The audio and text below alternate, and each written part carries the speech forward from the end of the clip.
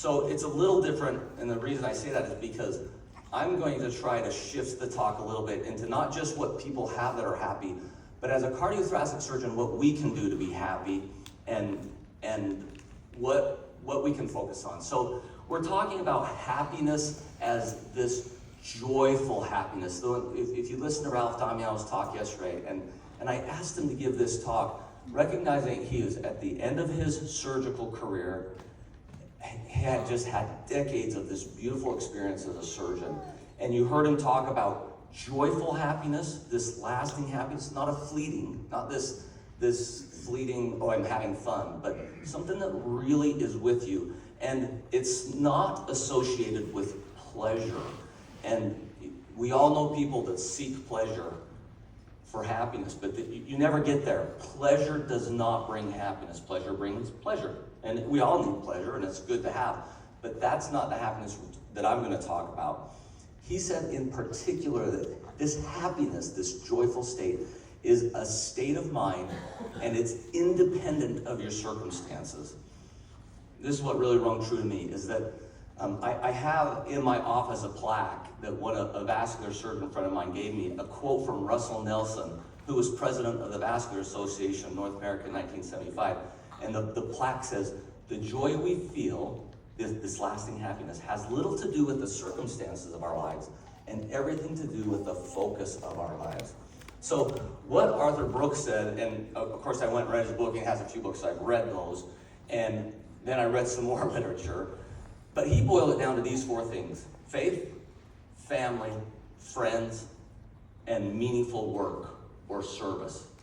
And those are the four things that if you can focus on, and I don't want to say achieve success because it's not the right thing, but actually these are all work in progress. But those are, if the people he saw that were happy, these are the things that they had focused on their life and they had a handle on in their lives.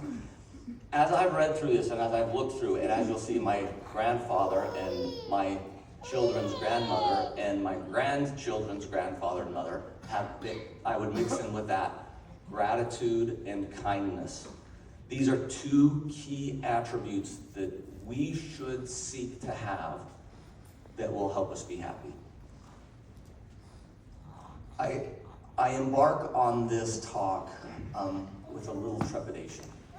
And here's my concern, is that I'm a member of the Church of Jesus Christ of Latter-day Saints, and have been for my whole life, really. My parents raised me in that faith, and it's next to my wife and family, or really mixed in with my wife and family and how I feel about them. It's the most important thing in my life. But I do not want to come here to preach to you about my religion. If I have a bias in here, which I do, I apologize. And I certainly have no intent to offend anyone. If you're offended, please come and talk to me, and let's work it out. My intent is actually to say, how can we all as humans be better, and specifically as cardiothoracic surgeons be better, which will bring us happiness. What Arthur Brooks said is, faith, the number one of these four components, it's not a specific faith. You don't need to be a member of my church or his church or anybody's church. It's faith in some form of divinity. People that are happy, they recognize that there's something greater. There's something bigger than you, bigger than all of us. And that helps you to see a perspective of where you fit in the universe. This automatically brings humility. When you recognize that, it will humble you. And then I say, with your humility should come gratitude. And that's the point that I want to make with this. And I'm going to circle back through my talk on faith. Family can mean all sorts of different things. In my case, my family's all sitting here. Almost all my children are here, and spouses, grandchildren, my mother and father are here. When I think of family, that's what I think of, but your family may look very different than that. Not many of you have 6 children, 4 of whom are married. I have that, that's mine, but yours may look very different, but it doesn't really matter. And the point that we're going to get to is that family takes a lot of energy and effort, whatever your family is, and it may be your source of greatest challenges in your life. as well as one of your sources of greatest joy. It requires work. Friendship is a relationship of mutual affection and support between people defined by shared activities, trust, and loyalty. That's what friends are. This is also an important aspect of people that are happy. Brooks says you have to have more than one friend. You can't just have a friend, more than one. And it has to be in addition to your spouse. That's by his definition. Finally, and Ralph yesterday touched on this so nicely, and that is you have to have a meaningful work in your life, something that provides service, and we have that opportunity built in. And he detailed that in such a fine way yesterday. I'm going to touch on that a little bit. Our work can become mundane, as anyone's work can. And so sometimes you have to remind yourself that you're involved in a service that really is impactful. Your work and service has to have some sense of fulfillment that you're helping others. And I'm going to speak to, when I say work, it's service, but as cardiothoracic surgeons, your work, your service is really probably the main effort of your life.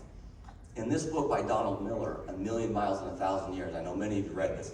This book is terrific. It talks about this filmmaker who, he had a couple other filmmakers come to him. He was an author, and they said, we want to make a movie about your life.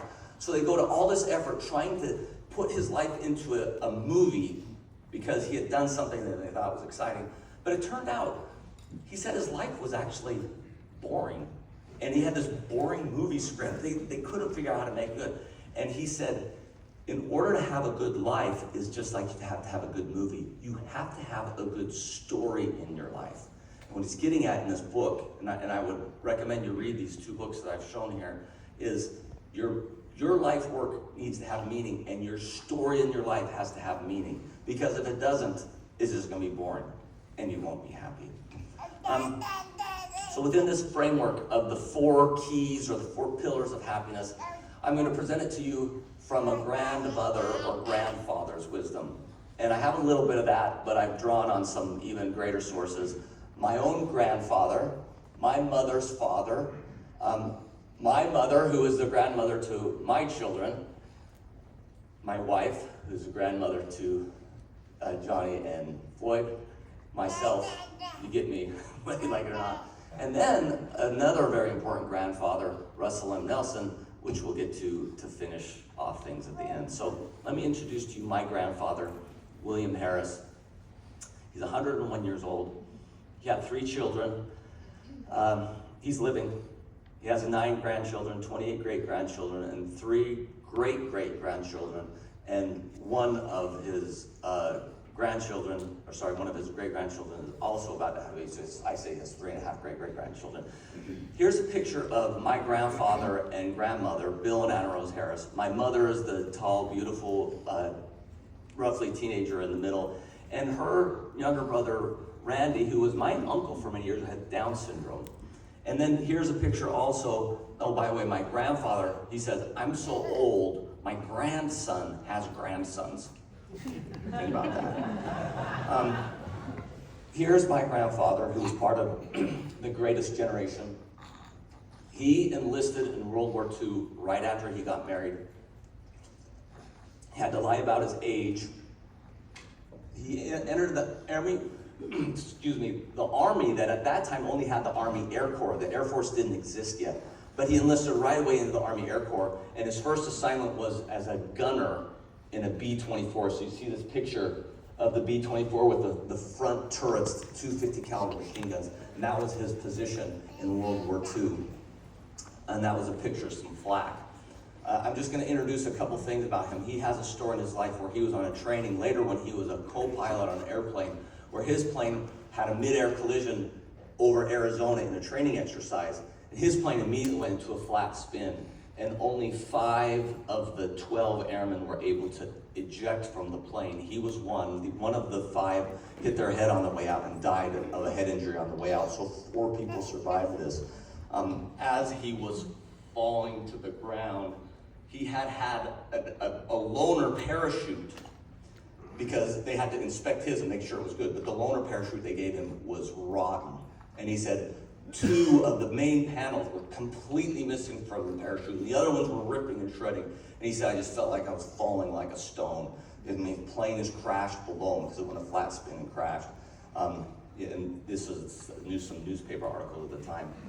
So he survived that, as well as he has other harrowing stories where he was in Coffin Corner, which is this place where if you're flying an airplane, if you know anything about aviation, if you get a certain altitude and speed, your airplane will just stall. It's called Coffin Corner. And he said you have to just very carefully slow the plane down and walk it down to a lower altitude until you get to a safe altitude, and then figure out what was the setting that had you in this Coffin Corner where you're about to stall. And he described that. He describes a flak as they're flying. If you see this picture here I took out of his life storybook of flak, the little black explosions of flak as they're flying over Japan during World War II. So he has these amazing stories, and he's still alive today. A year and a half ago, I had the honor and privilege of attending what we called an honor flight, where most states will sponsor a veteran and fly them to Washington, D.C. to visit the memorials, and that's the Air Force Memorial. But we visited these memorials in Washington, D.C., and the World War II Memorial, where they honored him and said, "This memorial is for you, sir." It was really touching. Part of the journey to the memorials on the airplane is his family and friends, about 75 people, had all written him a letter. My wife collected all these letters, and we handed it to him in this giant folder of letters.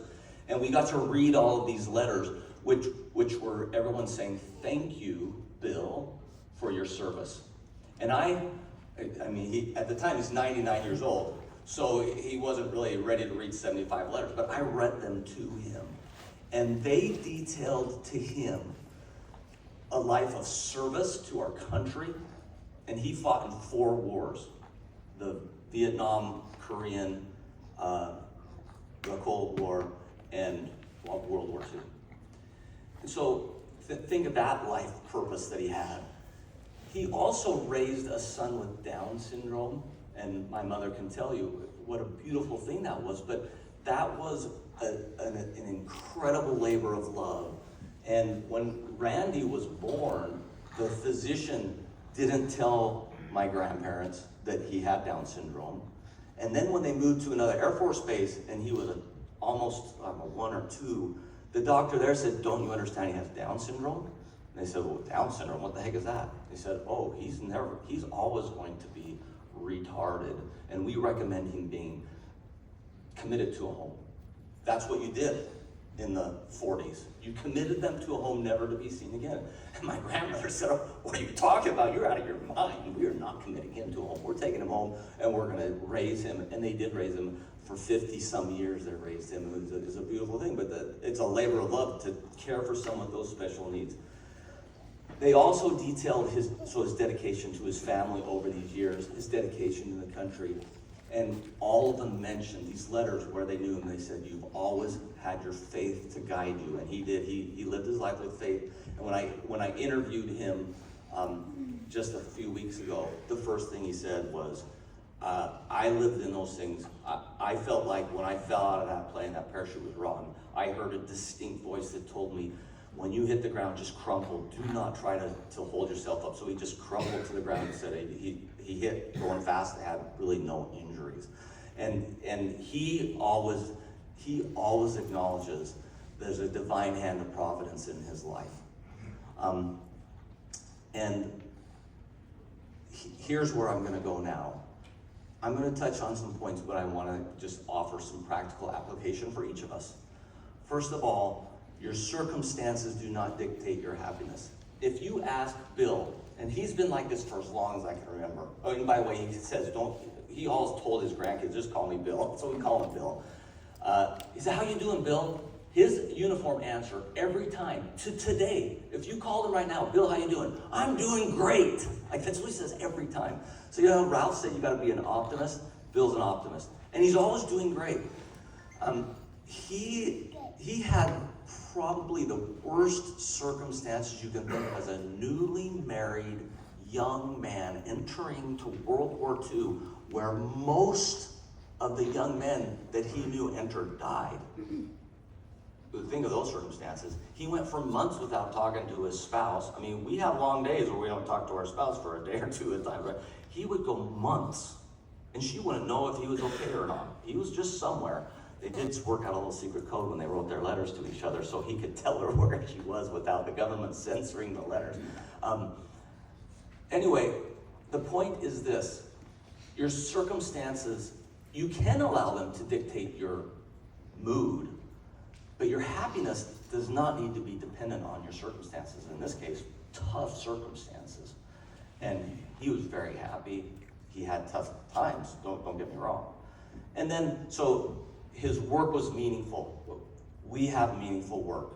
We have tough times. But isn't that the nature of everything that is of value? Is that there's a difficult component to it? You have to struggle. So his work was a struggle, but it had huge value. His identity. Let me just, I'll show you this hat. So I thought I'd wear this hat for the presentation. This is my grandfather's hat. His hat has a pin on it that says World War II veteran. It says honor flight. It says honored veteran, combat veteran, Cold War veteran. My grandpa eyes can't read. Korean veteran, Vietnam War veteran. And he has his Air Force wings. He became a lieutenant colonel in the Air Force. And on the honor flight, a Navy pilot gave him his Navy wings, just sort of out of honor to him. And so he wears this hat pretty much every day. We had to take it from him to get it cleaned because it was a little dirty. When you're 101, your eyesight's not perfect. And we've noticed this because from time to time we take his jacket and we launder his jacket back because maybe he dribbled a little on it. But he walks the walker. He comes to my house every Sunday for Sunday dinner from his assisted living home, and he's doing great. He attributes his miraculous survival to divine intervention. So my practical application for all of us is acknowledge the divine hand of providence in your life and let that humble you. And that's what he's done. And dedicate yourself to your family with whatever special needs those are. Make a dedication. Again, everything that has value requires work. So that's my grandfather. That's his example to us of how to live a happy life and how it fits in faith, family, friends, and meaningful work. Now I asked the grandmother of my children, my mother, Bill Harris's daughter, and this could just as easily reflect my father. My mother and father, outside of my wife, have clearly been the greatest influence on me in all of my beliefs and my attempts to be good. So I'm going to use my mother, although it could just as easily be my father. And thank you, Mom and Dad. Thanks for coming today.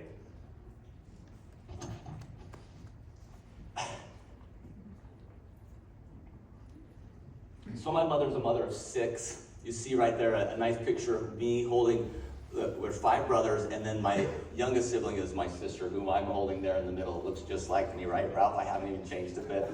And then there's my handsome father and beautiful mother when they were married. I asked her, what is your advice to a CT surgeon? I mean, she's known me for all my life from the minute I was born. And she's seen what I've gone through for the last few decades. What's your advice to a CT surgeon on how to be happy? And here's what she said to me. 1, gain and maintain faith in God. Faith, right? I just asked her this. I want your advice, how to be happy. This is unsolicited. I didn't tell her to read Arthur Brooks' book, but this is what she says to me. Gain and maintain faith in God. Keep families a priority and be all in with them. Maintain balance by physical activity. Do good in the community. And be grateful for blessings, opportunities in the day we live in. So this is about 10 years ago. We were at a mountain bike race. My oldest brother all gets us together. We go do these mountain bike races together. And all of our family came. And so there, and you see Bill is in that picture. You see him standing on the far right. My mother's right in the middle. My dad is right behind him to the left. And I'm to the left of my dad. But you see, this is what our family looked like about 10 years ago. And then here's what my immediate family with my new wife looked like 30 years ago. And on the left, you see Colette and me haven't changed a bit. Like, right, Ralph? Still look the same. Okay, maybe changed a little bit. But my point is this. So my children's grandmother said to be happy, you essentially need, how did I get right here? To be happy, you need to have faith. You need to focus on your family. She says maintain balance by physical activity.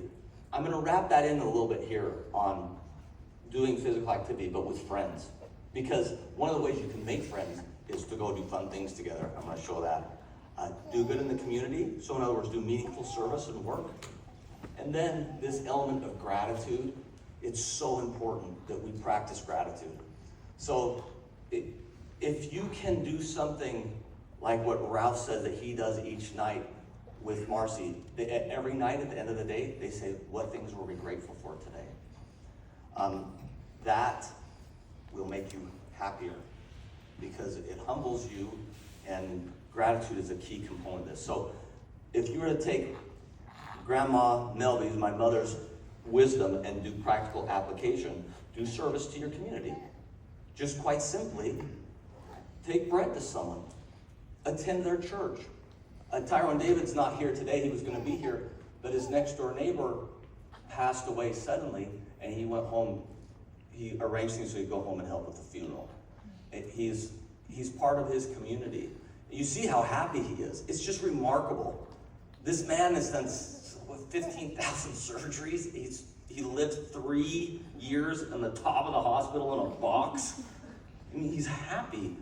And part of his happiness, it's not just his meaningful work as a surgeon. He does meaningful work outside of his work in the hospital. This thing about maintaining balance by physical activity, I'm going to say two things about it. I'm going to say stretch. We're going to talk about that in just a second. And I'm going to say, get your friends and go run. Andrea Wolf, go run every morning, right? Go run, ride, swim, hike, row, lift, whatever it is you like to do, go do it. The research on this says exercising with a friend offers significant advantage of maintaining a regular routine. We're all struggling with a regular routine of exercise, right? It helps you with motivation.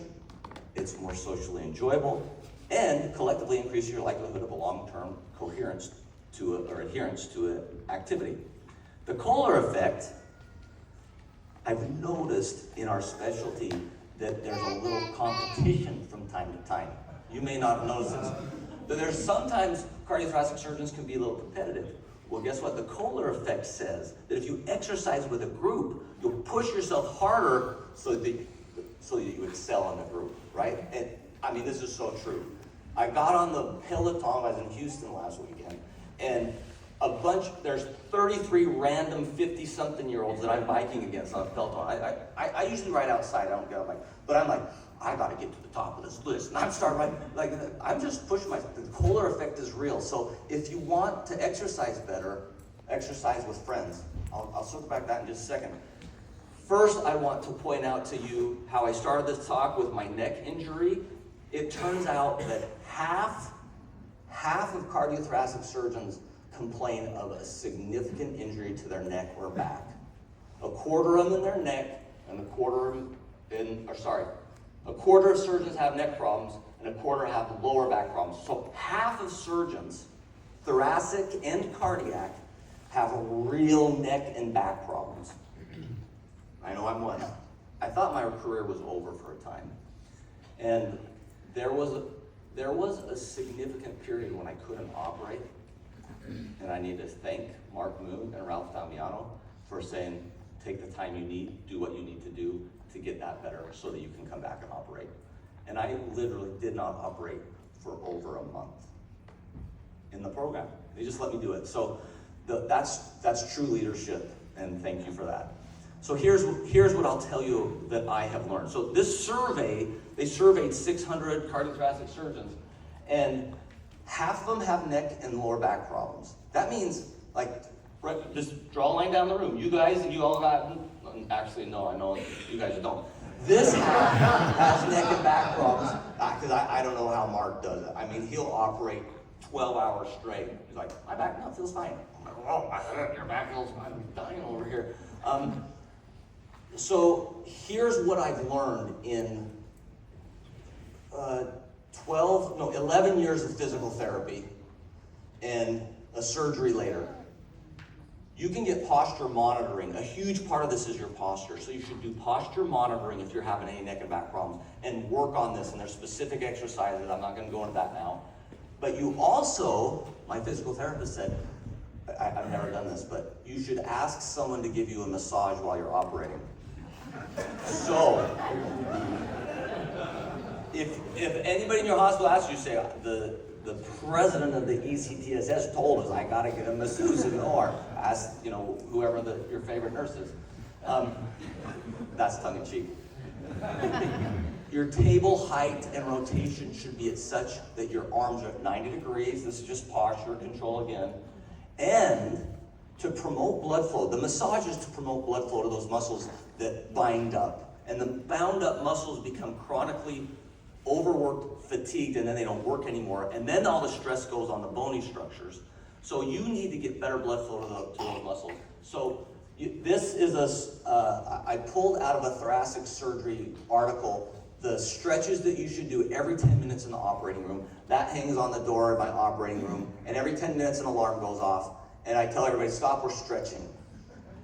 It sounds funny. We do this in my OR. Ask Masuda, because I think he's adopted it. Because you feel better in the operating room.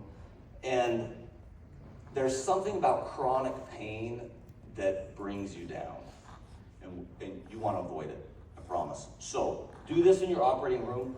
Take those stretches and do it. Set an alarm every 10 minutes and tell your staff to do it. It turns out that this has been studied.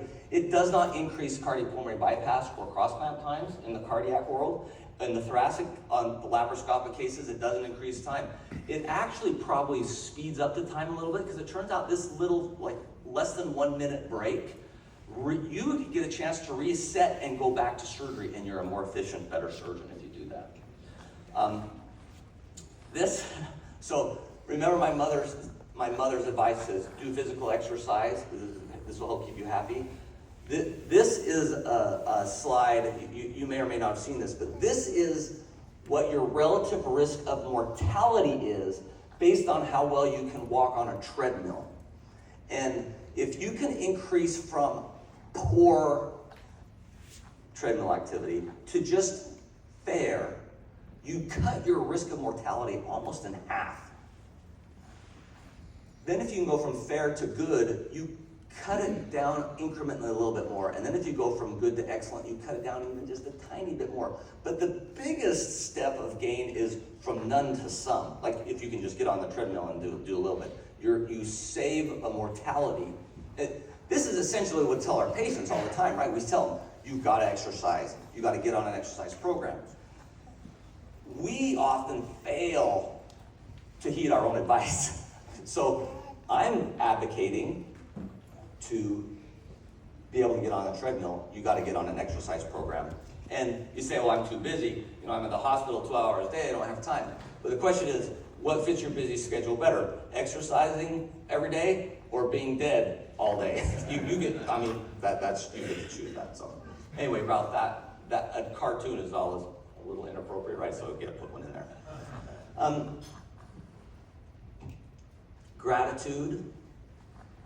Gratitude, this is the last little bit that I'm going to bring up from my own mother. Gratitude brings what you have. It turns what you have into enough. It's really this magical thing that helps you be satisfied. Gratitude. And you can eliminate all the negative, I don't, I wish, this is bad, and gratitude turns it into positive again. So this is something that we all need to practice. And if you're sitting there and you're bored and this talk is getting too long, there's a piece of paper in front of you and a pencil. Write down 10 things you're grateful for. Then maybe you'll get at least one good thing out of this talk. Here's my grandsons. Now you get to hear a little advice from me. My oldest grandson, he named me Peepaw. I'm afraid that's going to stick because I love it. Peepaw Melby, that's me. And I got my 6 kids here. Now is a perfect time for me to thank them for coming. They're my greatest support. I feel as strong about my wife as I do any person in the world. She's the best person I've ever met. And I couldn't do what I did without her. So thank you, Colette.